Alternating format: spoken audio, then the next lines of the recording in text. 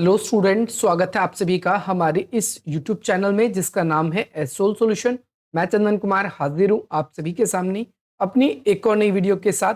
So guys, आज की इस नई वीडियो में हम बात करेंगे उन सभी स्टूडेंट्स के लिए जो एमपीएस कोर्स के स्टूडेंट्स हैं, मास्टर ऑफ पॉलिटिकल साइंस के स्टूडेंट्स हैं और सेकेंड ईयर के स्टूडेंट्स हैं। उन सभी के पास में MPSE 001 का सब्जेक्ट है। सब्जेक्ट की बात करें तो हिंदी में भारत और विश्व और इंग्लिश में बात करें इंडिया एंड वर्ल्ड, ये सब्जेक्ट है।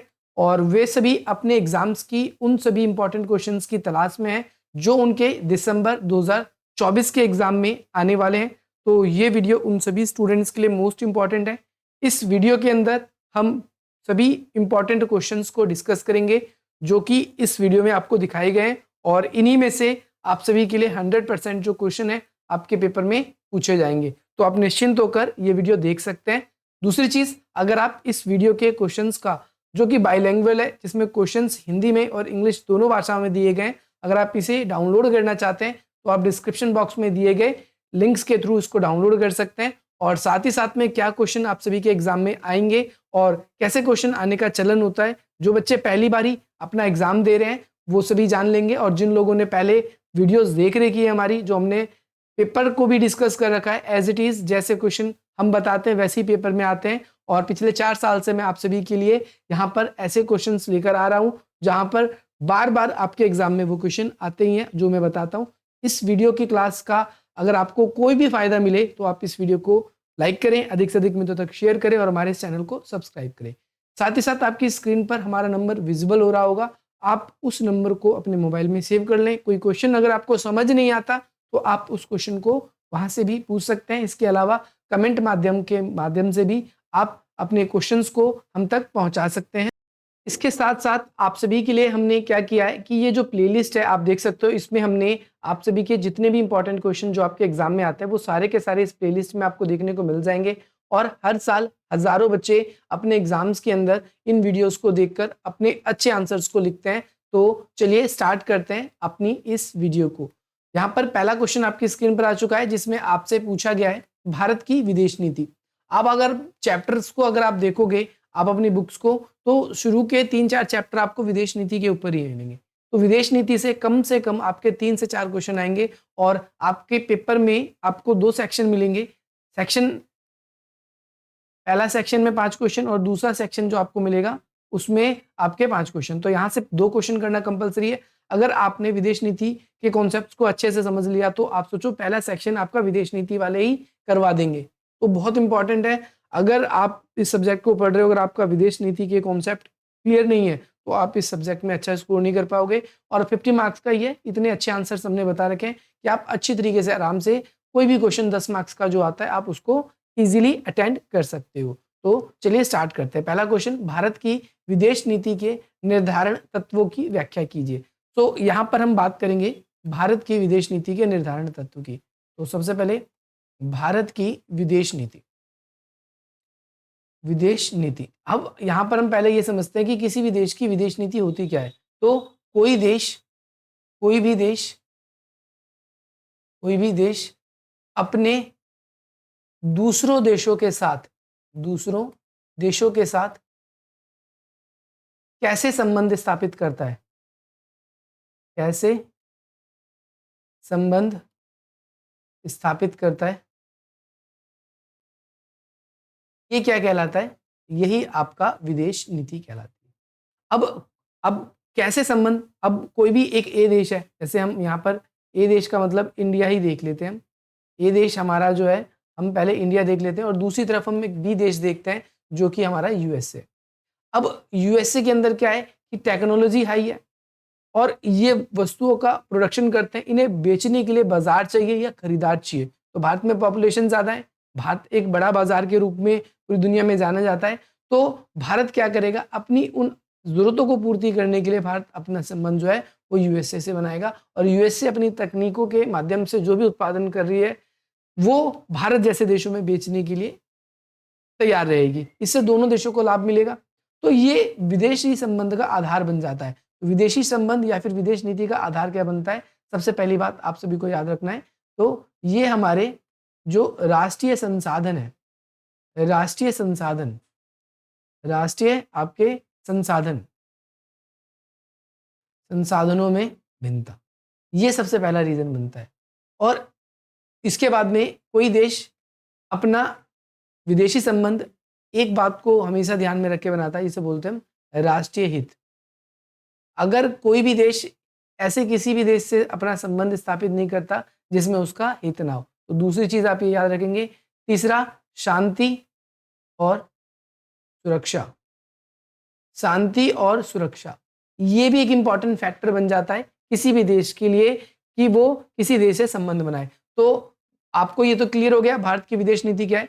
अब हम इस चीज को भी डिस्कस कर लेते हैं कि जो भारत की विदेश नीति है उसको क्या क्या बातें ऐसी हैं जो प्रभावित करती है। तो यहाँ पर हम बात करते हैं भारत की विदेश नीति। अब सबसे पहली बात, तो अब हम बात करते हैं भारत की विदेश नीति की। तो भारत की जो विदेश नीति में सर्वप्रथम भूमिका किसने निभाई? आपके पंडित जवाहरलाल नेहरू। पंडित जवाहरलाल नेहरू जी जो थे, इन्होंने मुख्य भूमिका निभाई और इन्होंने अपनी विदेश नीति में 3 तत्वों को शामिल किया। सबसे पहली बात तो इन्होंने कहा कि भाई उपनिवेशवाद और जो आपका साम्राज्यवाद है, साम्राज्यवाद का अंत करने की बात करी इन्होंने। पहला फैक्टर आपका ये है। दूसरा फैक्टर इन्होंने जो है गुट निरपेक्षता का रखा कि भारत जब आजाद हुआ तो उस समय क्या चल रहा था? शीत युद्ध चल रहा था, और शीत युद्ध से भारत बचना चाहता था। तो भारत ने ना तो अमेरिका का अनुसरण किया ना ही सोवियत संघ का, तो भारत ने गुट निरपेक्षता आंदोलन की अगुवाई करी, इसका समर्थन किया, गुटनिरपेक्ष आंदोलन का समर्थन। और तीसरी बात करें तो भारत की क्षेत्रीय अखंडता बनाए रखना। अगली बात करें, एक और पॉइंट आप इसमें जोड़ सकते हो कि तेज गति से विकास करना। ये भारत की जो है विदेश नीति के अंदर इन सारे के सारे पॉइंट्स को पंडित जवाहरलाल नेहरू जी ने ऐड किए। अगर आज हम बात करें, आज 2024 चल रहा है और इसमें भी अगर आप देखोगे तो ये सारे के सारे फैक्टर हमारी विदेश नीति में देखने को मिलते हैं। हम किसी भी ऐसे देश से संबंध स्थापित नहीं करते जो उपनिवेशवाद को बढ़ावा दे, ये ध्यान रखना है। गुटनिरपेक्षता को आज भी भारत की महत्वपूर्ण विदेश नीति का अंग माना जाता है। भारत ऐसे किसी भी देश से संबंध नहीं बनाता जिससे भारत की जो है एकता उसको खतरे में आ जाए, और तेज गति से विकास करना ये भी आज भी हमारे जो है विदेश नीति का फैक्टर बन जाता है। तो विदेश नीति के निर्धारण में और क्या क्या बातें हमारी इंक्लूड की जा सकती है? तो जो भारत की जो विदेश नीति है, विदेश नीति के अब बात करेंगे हम निर्धारक तत्वों के, ठीक है। तो इसमें हम 2 प्रकार से बांटते हैं। पहला, एक आपका हम कह सकते हैं अंतर्राष्ट्रीय या फिर बाहरी तत्व, और दूसरा आपके राष्ट्रीय या फिर हम कह सकते हैं आंतरिक तत्व। ये हमारी विदेश नीति को 2 तरीके के फैक्टर्स प्रभावित करते हैं, ये आपको याद रखना है। अगर आप देखोगे तो आपको यहाँ पर आपकी बुक्स जो है उसके अंदर भी बताया गया है कि भारत की विदेश नीति के जो निर्धारक तत्व है उसमें एक तो आपका भारत का इतिहास, परंपरा, आर्थिक दिशा, नेतृत्व, घरेलू और अंतर्राष्ट्रीय प्रवृत्तियां। ये 2-3 चीजें आपको क्या करती है? पूरी तरीके से प्रभावित करती है। अंतर्राष्ट्रीय में अगर हम देखेंगे तो यूएनओ की नीतियां, पहली बात। दूसरा, विदेशी संबंध, शीत युद्ध। भारत की बात करते हैं हम, भारत की विदेश नीति को किसने प्रभावित किया? शीत युद्ध। चौथा, अंतर्राष्ट्रीय परिस्थितियां।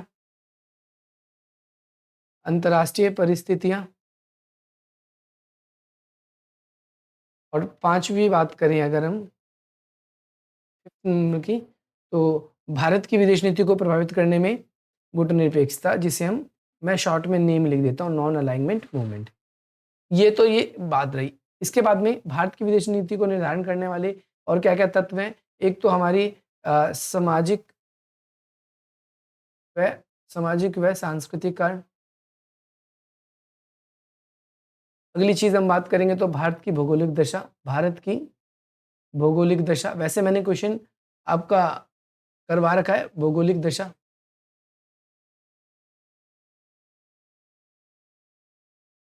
भारत की भौगोलिक दशा। तो ये सारे के सारे पॉइंट्स इसके अंदर आएँगे और भी लिखना चाहो तो आप और भी लिख सकते हो कि भई जो प्रमुख नेता रहे हैं, प्रमुख नेताओं की सोच या विचारधारा लिख सकते हो। हमारे देश के जो पुराने नेता हैं उन्होंने भी अपनी कुछ सोच या राष्ट्रीय धारणा बना रखी थी कि हमारा देश कैसा होना चाहिए, कैसी पॉलिसीज़ बनानी चाहिए उसको। तो ये सारे पॉइंट्स इसके अंदर हम डाल सकते हैं। तो आई होप आपको ये क्लियर होगा। नेक्स्ट हम बढ़ते हैं अगले क्वेश्चन की तरफ। अब कहता है कि भारत की विदेश नीति के अध्ययन में यथार्थवादी और जो आपका परनिर्भरता का दृष्टिकोण की व्याख्या करनी है। देखो, जो यथार्थवादी लोग हैं वो बेसिकली क्या बात करते हैं, मैं आप लोगों को बताता हूँ। वैसे तो आपने फर्स्ट ईयर में पढ़ ही रखा होगा यथार्थवाद के बारे में। सो यहाँ पर हम बात करते हैं यथार्थवाद के बारे में। यथार्थवाद, सबसे पहली बात तो इसे इंग्लिश में हम बोलते हैं रियलिज्म। और रियलिज्म कहते हैं कि वर्तमान समय की परिस्थिति, वर्तमान समय की जो हमारी परिस्थिति है उसको उसको महत्वपूर्ण माना जाता है। उसको क्या माना जाता है? महत्वपूर्ण। वर्तमान समय की जो परिस्थिति है हमारी उसको महत्वपूर्ण माना जाता है और उसी के अनुसार हमें निर्णय लेने की बात की जाती है कि एक्चुअल में हमें दुनिया को उस दृष्टिकोण से देखना है जैसा कि वो है। तो यथार्थवादी कहते हैं कि हर एक देश जो है अपने राष्ट्रीय हित राष्ट्रीय हित से प्रेरित होता है।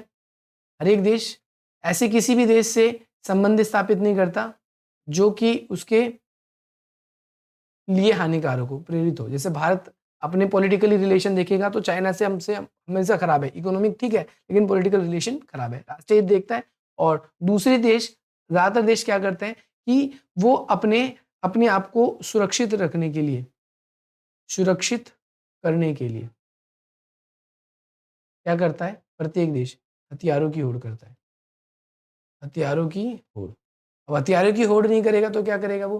फिर वो संगठनों का निर्माण करता है। संगठनों का निर्माण करेगा और अलग-अलग संगठन फिर क्या करते हैं? उसको सिक्योरिटी प्रदान करते हैं। तो ये हमारी रियलिज़्म की थ्योरी है जो कि इंटरनेशनल रिलेशन पे बेस्ड होती है और साथ ही साथ में ये क्या करते हैं?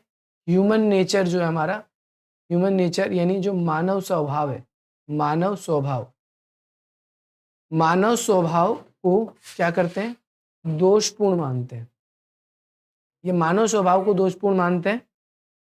मानव स्वभाव को इन्होंने कैसा माना है? दोषपूर्ण माना है। और मानव स्वभाव दोषपूर्ण क्यों है? क्योंकि मानव की प्रकृति की वजह से युद्ध होते हैं। मानव चाहता है कि एक मानव दूसरे मानव के ऊपर वर्चस्व स्थापित करे और उस वर्चस्व स्थापित करने की नीति की वजह से ही जो है लोगों के रिलेशंस खराब हो जाते हैं और उनके बीच में वॉर हो जाता है। सो ये आपको क्लियर होना चाहिए।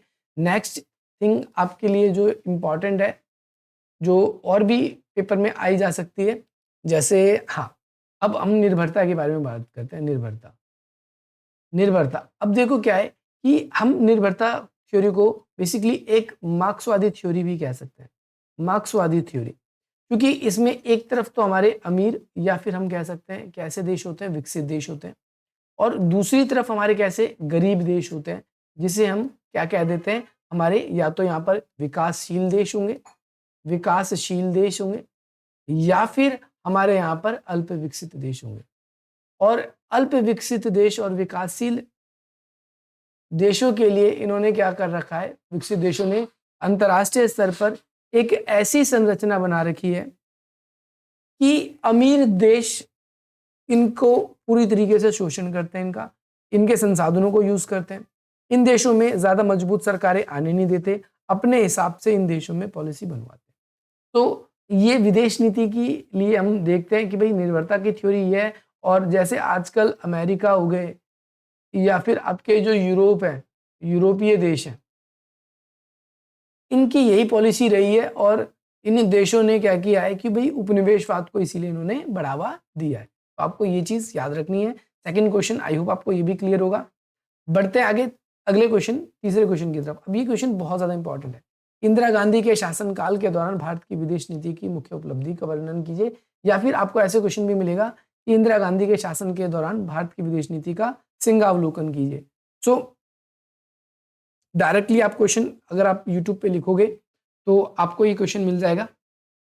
तो आपको ये वीडियो मिल जाएगी, आप डायरेक्टली यूट्यूब पे सर्च करोगे इंदिरा गांधी के शासनकाल में भारत की विदेश नीति का सिंहावलोकन। इसमें हमने बिल्कुल अच्छी तरीके से बता रखा है। आप यहाँ पर 17 मिनट की वीडियो है, यूट्यूब पे किसी टीचर ने इतनी लंबी वीडियो नहीं डाल रखी।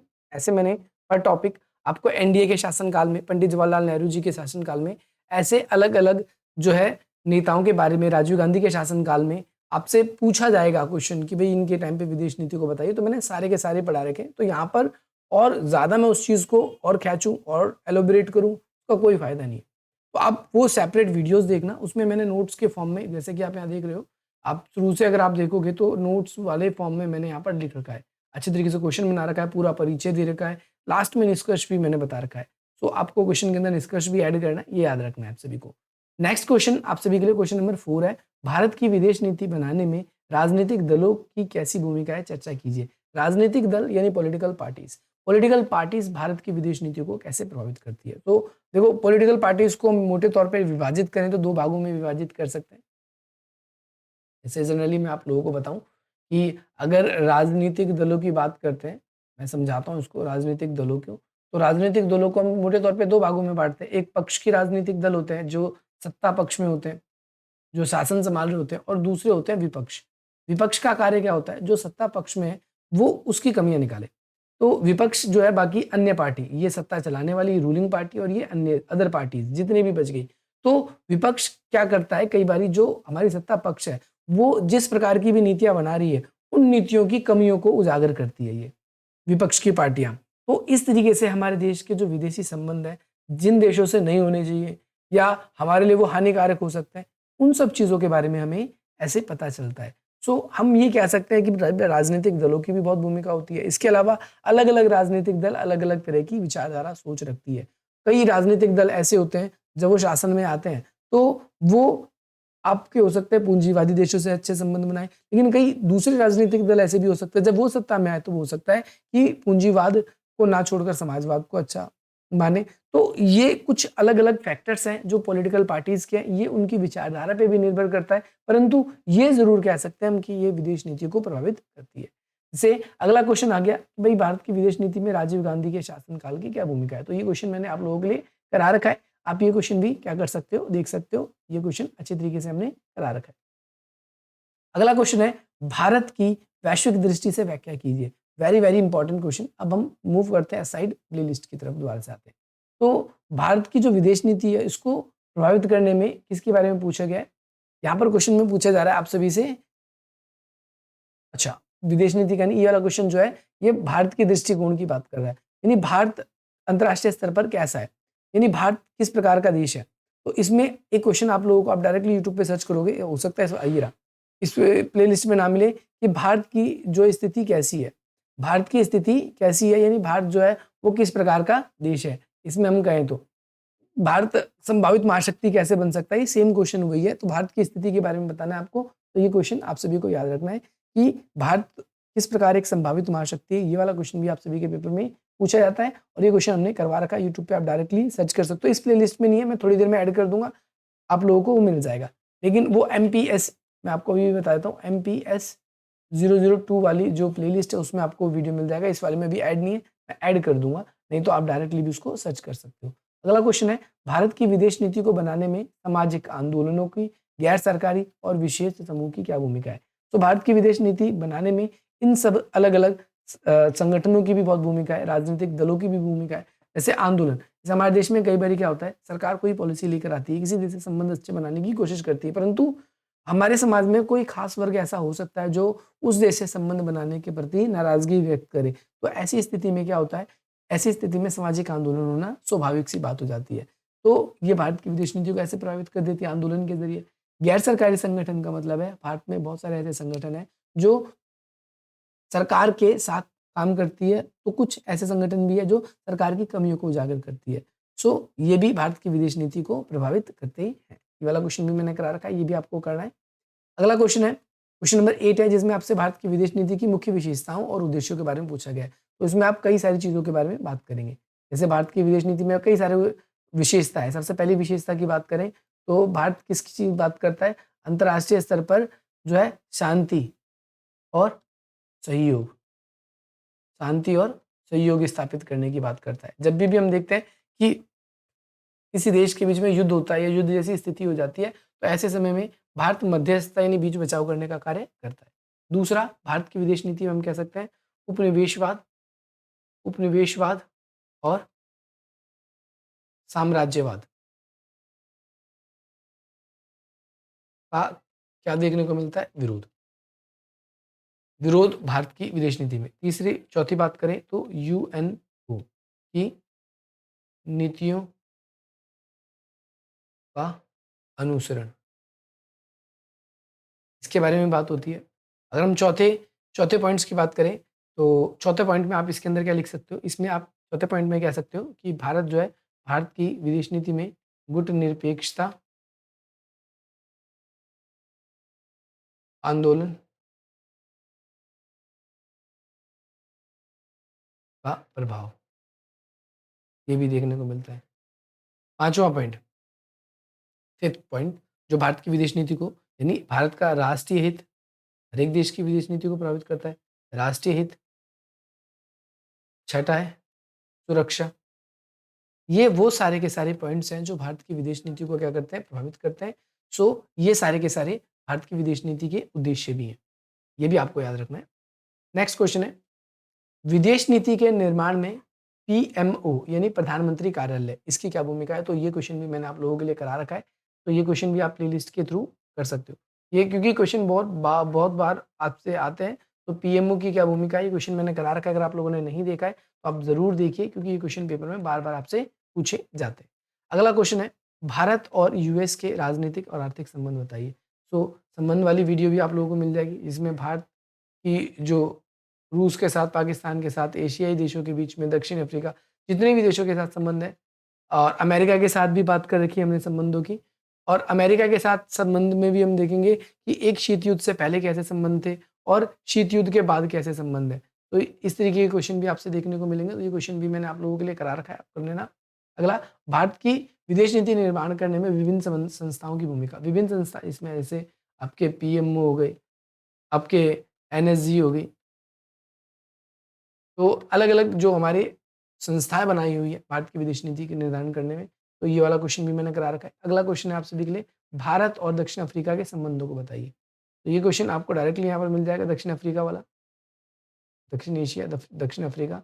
तो उनसे हमारे कैसे संबंध है, ये वाला क्वेश्चन भी आप लोगों को करना है। देखो अमेरिका वाला ये रहा क्वेश्चन, इसमें सारे के सारे लगभग क्वेश्चन आप सबको मिल जाएँगे, जो हमने करा रखा है। नहीं कर रखा, अगर आपको नहीं मिल रहा, तो आप कमेंट के माध्यम से भी पूछ सकते हैं, क्योंकि ये क्वेश्चन पेपर में आएँगे ही। अगला, भारत और आसियान। आसियान का मतलब ये होता है दक्षिण पूर्वी एशियाई राष्ट्रों का संगठन। ये भी इसे याद कर लो आप, ये आसियान का मतलब ही क्या है? दक्षिण पूर्वी एशियाई राष्ट्रों का संगठन।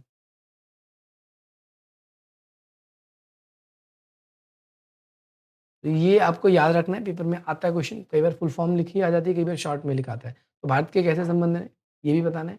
अगला क्वेश्चन है, भारत तथा मध्य एशिया के बीच में उभरते हुए आर्थिक सहयोग। तो मध्य एशिया के जो देश हैं, उनसे भी हमने संबंधों को डिस्कस कर रखा है। इसके अलावा शीत युद्ध के बाद अमेरिका और जो यूरोप है, उससे हमारे जो संबंध है वो काफ़ी बदल चुके हैं। अब कैसे-कैसे संबंध हमारे उसके बदले हैं, इसके बारे में भी चर्चा आप सभी से की जा चुकी है। अगर आप लोगों ने नहीं देखा है, तो प्लेलिस्ट के अंदर जाकर आप उन वीडियोज़ को चेकआउट ज़रूर करें। भारत और जापान के संबंध, ये भी मैंने आप लोगों को करवा रखे हैं। भारत और जापान के संबंध, तो ये क्वेश्चन भी करना है। इसके बाद में भारत की तरफ से जो निशस्त्रीकरण है, इसके लिए क्या कदम उठाए गए हैं, ये आपको याद रखना है। ये आपको एक तो इस प्लेलिस्ट में मिल जाएगा, इस प्लेलिस्ट में नहीं मिलेगा तो MPS 002 वाली प्लेलिस्ट को भी आपको चेकआउट करना है, उसमें आपको ज़रूर मिल जाएगा। लैटिन अमेरिका से भारत के क्या संबंध है, तो ये क्वेश्चन भी मैंने आप लोगों के लिए करा रखा है। तो आप डायरेक्टली, क्योंकि ये संबंधों वाला क्वेश्चन है, तो पूरा का पूरा मैंने करा रखा है, वो आपको करना है। भारत और जो है रूस के बीच में द्विपक्षीय संबंध, देखो यहाँ पर देखो बता रखा है, दक्षिण पूर्वी, ये आसियान हो गया, दक्षिण एशिया के देश, दक्षिण एशिया के देशों के साथ संबंध, रूस के साथ संबंध, देखो अभी क्वेश्चन आएगी। तो हमने ज़्यादातर देशों के साथ जो संबंध आपके पूछे जाते हैं वो हमने पूरे के पूरे कर रखे हैं। अच्छा, जब आप आसियान और भारत के संबंध पढ़ोगे तो उसमें आपने 2 पॉलिसीज़ को पढ़ना है। एक लुक ईस्ट पॉलिसी जो कि 1992 में अपनाई गई थी, और दूसरा आपका एक्ट ईस्ट पॉलिसी जो कि 2015 में मोदी सरकार के आने के बाद में इसको अपनाई गई है। बेसिकली आसियान एक ऐसा संगठन दक्षिण पूर्वी एशियाई राष्ट्रों का जो है तो छोटे-छोटे देशों का संगठन, परंतु दुनिया में उसने अपने विकास को दिखाकर काफ़ी यश कमाया है, और जिसकी वजह से हम क्या बोलते हैं, जिसकी वजह से हम बोलते हैं कि भई भारत जो है वो आसियान देशों से काफ़ी अच्छे अपने रिलेशन बनाकर रखता है। तो आई होप आपको ये पूरा का पूरा क्लियर होगा ये क्वेश्चन। और भारत भारत को इससे क्या फ़ायदा मिला है? भारत से इसका जो आर्थिक व्यापार है वो बढ़ा है, पहली बात। दूसरा, भारत के अंदर एफडीआई वो बढ़ा है। कई देश ऐसे हैं जिनके साथ में भारत ने मुक्त व्यापार समझौते की संधि की है, जिसमें आसियान में आपका सिंगापुर, थाईलैंड, ये कंट्रीज़ हैं, ये आपको याद रखना है। इसके अलावा और भी सभी देशों के साथ भारत संबंध बनाना स्थापित करना चाहता है, परंतु आसियान के देश जो हैं वो कई बार भारत से संबंध बनाना नहीं चाहते, क्योंकि आसियान देशों का अधिकतर व्यापार चीन के साथ भी होता है, और इस वजह से ज़्यादातर झुकाव उनका चीन की तरफ भी देखने को मिलता है। इस वजह से भारत के साथ इतने ज़्यादा अच्छे संबंध नहीं हो पाए। हम पॉलिसी बनाते रह गए बस। अंतर्राष्ट्रीय आतंकवाद पर निबंध लिखिए, तो आपको अलग से क्वेश्चन मिल जाएगा। आप डायरेक्टली आतंकवाद बाय सोल सॉल्यूशन सर्च करेंगे, आपको 2-3 वीडियोज़ मिल जाएगी। तो आप आतंकवाद से जुड़ी हुई जितनी भी वीडियोज़ हमारी मिल रही है, आप वो देख लीजिए, क्योंकि पेपर में आप सभी से ये चीज़ पूछी जाती है। अगला कह रहा है एनडीए के शासनकाल में, एनडीए और दूसरा आपसे पूछा जा सकता है यूपीए के शासनकाल में। सो यहाँ पर आप लोगों को याद रखना है कि भारत की विदेश नीति में जैसे एनडीए सरकार, देखो लिखा है ना एनडीए सरकार, इसकी क्या भूमिका है, और ऐसी आपको यूपीए गवर्नमेंट जो है उसके साथ भारत की विदेश नीति का क्या-क्या संबंध रहा है। वैसे क्योंकि वीडियो ज़्यादा लंबी हो जाएगी, आपको चाहिए इंपॉर्टेंट क्वेश्चन कि जो-जो हमारे पेपर में है, पहली बात तो मैं आप लोगों को केवल वो क्वेश्चन ही कराऊँगा, जो कि इस वीडियो में चल रहे हैं, कि जो ज़्यादातर क्वेश्चन हो, ताकि आपको पता चले कि क्या-क्या मेरे को पढ़ना बाकी है, क्योंकि अभी पेपर में भी टाइम है। ऐसा नहीं कि कल सुबह ही पढ़ना है, कल पेपर ही देना है। तो अभी टाइम है, कि जो चीज़ें आपकी तैयार हो चुकी है, वो तो बहुत अच्छी बात है, लेकिन जो चीज़ें तैयार नहीं हुई है, तो वो तैयार करनी पड़ेगी, और उसके लिए आप लोगों को पहले जानना पड़ेगा कि क्या-क्या आपको पढ़ना है, क्या-क्या नहीं पढ़ना है। अगला, भारत और चीन के संबंध बताने। तो भारत और चीन के संबंध वैसे मैंने पढ़ा रखे हैं। आप देखोगे तो भारत और चीन के संबंधों की चर्चा कीजिए, और मुख्य टाइप्स भी बताने हैं आपको। तो आई होप आपको ये क्लियर होगा, आपको ये क्वेश्चन ज़रूर करके जाना है। अगला, गुटनिरपेक्षता पे आप निबंध लिखिए। तो भारत, अगर आप मेरी मोस्ट पॉपुलर वीडियोज़ देखोगे तो उस टॉप 10 वीडियो में गुटनिरपेक्षता की वीडियो है। उसके अंदर हमने गुटनिरपेक्षता को अच्छी तरीके से बताया गया है, गुटनिरपेक्षता क्या है, गुटनिरपेक्षता की क्या उद्देश्य है, और गुटनिरपेक्षता को अपनाने के पीछे क्या कारण थे हमारे। इसके साथ-साथ गुटनिरपेक्षता की आज वर्तमान समय में प्रासंगिकता है या नहीं। बहुत से लोगों का ऐसा मानना है कि शीत युद्ध खत्म हो गया, अमेरिका और सोवियत संघ के बीच में लड़ाई की जो होड़ थी वो खत्म हो गई है, परंतु भारत को भी अब क्या कर लेना चाहिए, गुटनिरपेक्षता वापस कर लेनी चाहिए। परंतु भारत के जो अधिकतर नेता हैं उनका कहना है कि नहीं, बेशक से शीत युद्ध खत्म हो गया, लेकिन अंतर्राष्ट्रीय स्तर पर जो विवाद है, देशों के बीच में संघर्ष, लोगों के बीच में संघर्ष होता है, इन सब को मद्देनजर रखते हुए हम कह सकते हैं कि गुटनिरपेक्षता की नीति हमारी रहेगी। भारत में आज भी ये विद्यमान है। नेक्स्ट क्वेश्चन है, भारत ने निशस्त्रीकरण के लिए क्या-क्या कदम उठाए? तो ये वीडियो मैंने आप लोगों के लिए अलग से बना रखी है, आप इसको देखिए। कहता है अंतर्राष्ट्रीय संबंधों में टीएनसीज़ की क्या भूमिका है? ये क्वेश्चन बहुत ज़्यादा इंपॉर्टेंट है। टीएनसीज़ की क्या भूमिका है? सबसे पहली बात हम टीएनसीज़ के बारे में चर्चा कर लेते हैं। सबसे पहली बात तो ट्रांसनेशनल कोऑपरेशन। एक ऐसी होता है आपका एमएनसीज़, जिसे हम मल्टीनेशनल कोऑपरेशन बोलते हैं। सो पाराष्ट्रीय कंपनियाँ क्या करती है, जब से हमारे देशों के बीच में व्यापार बढ़ रहा है, तो एक देश की कंपनी दूसरे देश में जा रही है, दूसरे देश की कंपनी तीसरे देश में आ रही है। तो इससे क्या हो रहा है, व्यापार में वृद्धि हो रही है। इससे क्या हो रहा है, व्यापार में वृद्धि हो रही है, और इसका विश्लेषण हम इसके बारे में हम कर चुके हैं। तो अंतर्राष्ट्रीय संबंधों को प्रभावित कर रहा है काफ़ी हद तक इस वजह से। अगला क्वेश्चन है, सार्क देशों में भारत की स्थिति का मूल्यांकन कीजिए, यानी भारत अपना कैसा रिलेशन रखता है सार्क देशों में। सबसे पहली बात तो इसमें हम चीन को हटा दें, और भारत के जितने भी पड़ोसी देश हैं वो सारे के सारे आ जाएंगे। इसमें पाकिस्तान, अफगानिस्तान, आपका नेपाल, भूटान, म्यांमार, बांग्लादेश, श्रीलंका, मालदीव, ये सारे के सारे देश आ जाएंगे। और सार्क देशों में जब हम बात करते हैं तो बड़ा देश जो अगर कोई है इस समय, तो वर्तमान समय में भारत को ही माना जाता है। परंतु अगर हम बात करते हैं सार्क देशों के साथ, तो भारत ने अपने ज़्यादातर पड़ोसी देशों के साथ संबंध अच्छे ही रख रखे, परंतु कई बार हमने देखा है कि दोनों देशों के बीच में मतभेद, विवाद, या फिर ऐसी स्थिति देखने को मिलती है। तो ये भी आपको याद रखना है। अगला क्वेश्चन है राष्ट्रीय सुरक्षा परिषद, जिसे एनएसजी बोला गया था, परिषद जो है इसके कार्यकाल के लिए आप बताओ। कार्यकलाप का मतलब होता है कि इसमें ये क्या-क्या काम करता है, एक्चुअली आपको ये बताना है एनएसजी के बारे में। ठीक है भाई? आपको याद रखना है। अगला सोवियत संघ का विघटन हो गया। कब हुआ सोवियत संघ का विघटन? तो इसमें आपको उत्तर याद रखना है 1991 में। सोवियत संघ बिखर गया और उसकी विदेश नीति पर क्या असर आया? तो जो सोवियत संघ है, जब वो कोलैप्स हो गया, वो धराशायी हो गया। तो नीतियों का अनुसरण इस प्रकार से हम कह सकते हैं कि एग्ज़ाम्पल के तौर पे हाँ, हम ये कह सकते हैं कि भई भारत जो है, उसके अंदर जो क्या कहते हैं, रूस है, नहीं सोवियत संघ को ही हम रूस बोल सकते हैं, क्योंकि उसका विघटन हो गया तो उसका उत्तराधिकारी तो रूस बना। तो जो रूस है या जो सोवियत संघ है, तो यहाँ पर हम क्या देखते हैं, यहाँ पर हम ये देखते हैं कि वहाँ पर पहले पूंजीवाद नहीं था, तो पूंजीवाद बढ़ने लगा। एक तो ये बात याद रखना है। दूसरा, वहाँ उस देश की पूरी काया-पलट हो गई। औने-पौने दामों में उसकी चीज़ों को बेचा गया। आपको ये भी याद रखना है।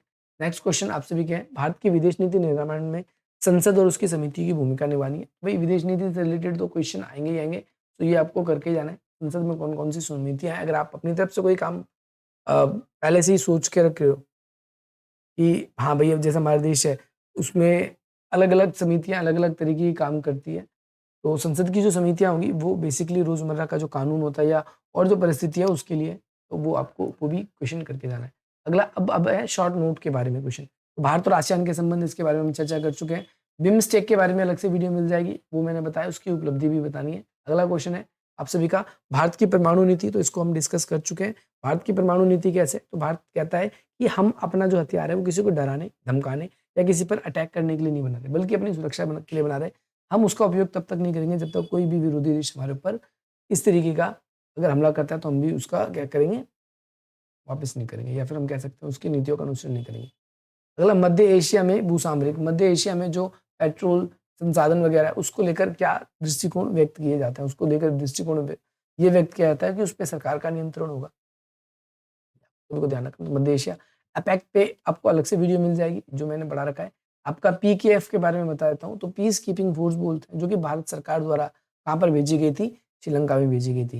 हालाँकि वो जो पीस कीपिंग फोर्स है, उस फोर्स को अगर अगर हम देखें, अगर देखने की कोशिश करें पीस कीपिंग फोर्स को, तो जब ये अंतर्राष्ट्रीय स्तर पर हम देखते हैं श्रीलंका में एंटर हुआ, तो तमिल लोगों के प्रति इन्होंने हमदर्दी जताई थी, जो कि इसके विरोध का एक कारण भी बना और आगे चलकर राजीव गांधी की क्या करती है, हत्या भी हो जाती है।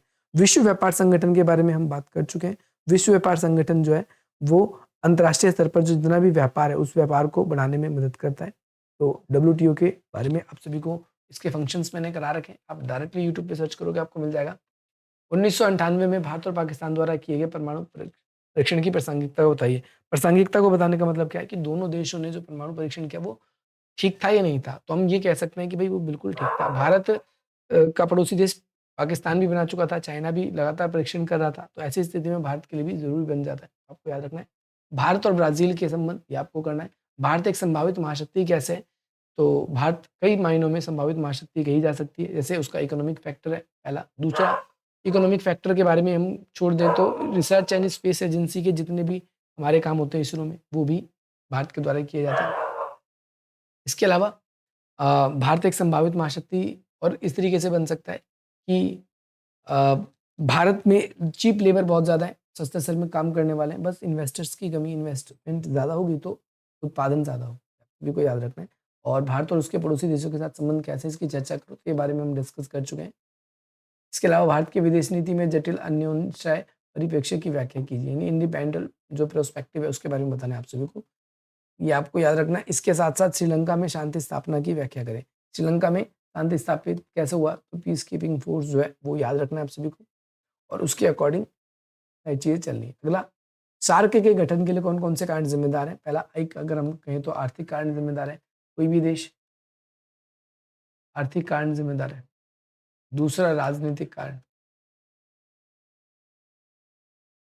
तो इसके अलावा मुक्त व्यापार की संधि, वस्तुओं का सस्ता बिकना, आपसी विश्वास में वृद्धि होना, ये सारे के सारे पॉइंट्स इसके अंदर आप चाहो तो इसके अंदर ऐड कर सकते हो। तो इसके अलावा भारत अपने पड़ोसी देशों के साथ कैसा संबंध रखता है, कैसा व्यवहार करता है, तो हम क्या कह सकते हैं कि भई भारत अपने पड़ोसी देशों के साथ में 2 तरीके के संबंध रखता है, तो अच्छा ही रखता है, तो बुरा ही रखता है। सो अच्छे संबंधों के अंदर अगर हम बात करेंगे तो इसमें हमारे पूर्व की तरफ क्या आ जाएँगे, म्यांमार, बांग्लादेश और साथ ही साथ में श्रीलंका। और अगर हम खराब संबंधों की बात करें तो वहाँ पर जो चीन है, पाकिस्तान है, ये सारे के सारे आप सभी के इसमें आ जाएँगे। अगला, पर्यावरण की समस्याओं का वर्णन करें तो अलग-अलग प्रकार की पर्यावरण समस्या हो सकती है। जैसे पर्यावरण समस्या में हम ये कह सकते हैं, जलवायु परिवर्तन है, वानिकी है, जैव विविधता है और इस तरीके की सारी चीज़ें जो पर्यावरण की समस्याओं में से एक है और इसके बैठक और सम्मेलन का महत्व बताइए।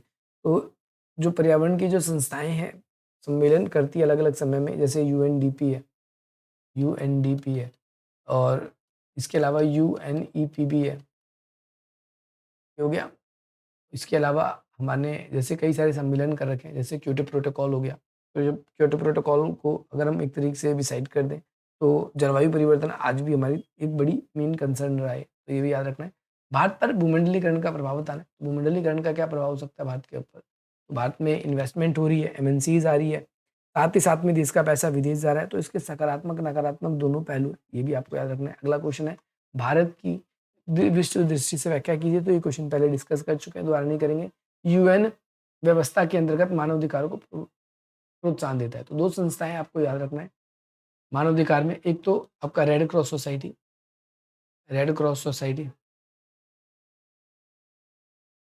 ठीक है? तो मानव अधिकारों को प्रोत्साहन देता है और उसको गैर सरकारी संगठनों की भूमिका भी बतानी है इसमें।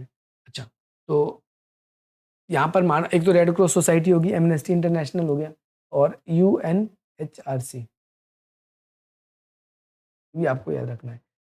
ये बेसिकली जहाँ पर भी मानव अधिकारों का उल्लंघन होता है तो ये एक्शन में आ जाते हैं। अगला, क्योटो प्रोटोकॉल की प्रमुख प्रावधानों को बताइए। तो क्योटो प्रोटोकॉल के कई सारे प्रावधान हैं, जैसे ग्रीन हाउस गैसों के उत्सर्जन को कम करना, पहला पॉइंट। दूसरी बात, हर एक देश क्या करेगा, जो पर्यावरण की समस्या है उसके लिए कुछ ना कुछ कटाव करेगा या फिर देश को कंप्लीटली एक शेप देने में हेल्प करेगा।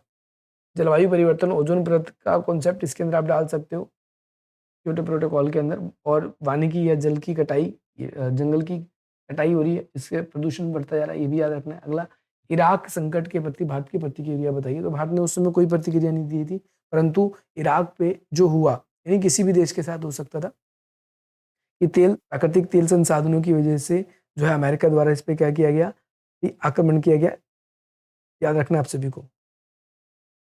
अगला, पोखरण सेकंड, तो परमाणु परीक्षण हुआ था और इसके बाद में 10, ये आपको याद रखना है। परमाणु परीक्षण के बारे में, पोखरण सेकंड 1974 में क्या हुआ था, परमाणु परीक्षण हुआ था, आपको ये याद रखना है। तो बाकी यही सारी चीज़ें थी, इंपॉर्टेंट क्वेश्चन जितने भी थे मैंने आप लोगों को बता दिए। आई होप आपको ये वीडियो में बहुत ज़्यादा मज़ा आया होगा। वीडियो को लाइक करेंगे, निश्चित मित्रों तक शेयर करेंगे, क्योंकि इतनी सारी मेहनत से मैंने आप लोगों को इतना सारा कुछ पढ़ाया और आप अब अच्छा एग्ज़ाम देकर आओगे। बाकी एग्ज़ाम से पहले 1-2 वीडियो और भी मैं लेकर आऊँगा, जिसमें आप लोगों का जो डर होगा वो बिल्कुल खत्म हो जाएगा एग्ज़ाम्स को लेकर। बाकी मिलते हैं हम आप सभी से अपनी अगली वीडियो में। अगर आप लोगों ने टेलीग्राम ग्रुप्स को जॉइन नहीं किया तो उसको भी जल्दी से जल्दी जॉइन कर लो, क्योंकि उसमें 850 लोग लगभग जुड़ चुके हैं और कुछ ही समय बाद उसमें जो भी एडमिशन है वो क्लोज़ कर दिए जाएँगे। सो आप अगर जुड़ना चाहते हो तो जुड़ सकते हो। याद रखना आप सभी के लिए, ये सारे के सारे क्वेश्चन्स थे जो मैंने आप लोगों को बता दिए। बाकी मिलते हैं हम आप सभी से अपनी अगली वीडियो में। जय हिंद, जय भारत।